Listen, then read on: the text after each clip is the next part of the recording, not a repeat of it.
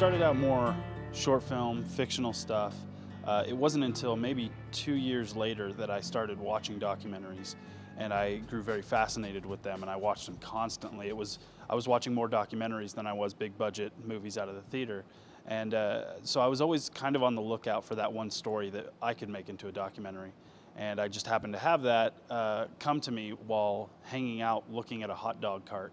I was like, that's a very interesting job. Why would anybody want to work at a hot dog cart? And it was around that time that Reno started getting more and more food trucks around town.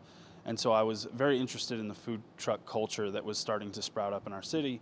And so I sent out emails to all the food trucks that were around saying, hey, I'm a documentary filmmaker, or at least trying to be. Can I tell your story? And none of them wanted to talk to me, except for one, Gore Melt, Haley and Jesse, who run that truck, said, yeah, sure, come on down.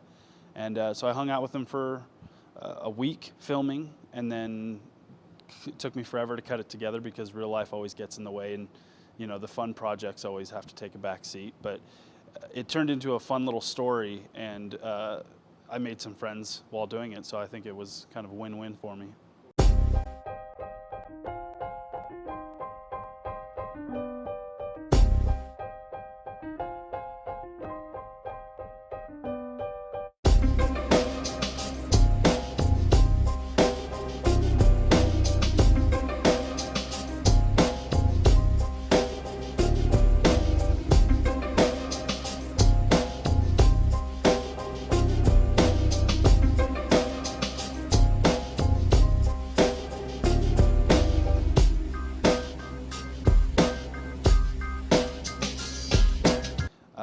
I've done the documentary, which I would love to do more documentaries. I've done the short films. I want to do feature-length films. I'm currently directing and shooting a local TV show. I've got some music videos planned for the future. So I'm kind of trying to do the whole gamut. There's nothing that I want to focus on.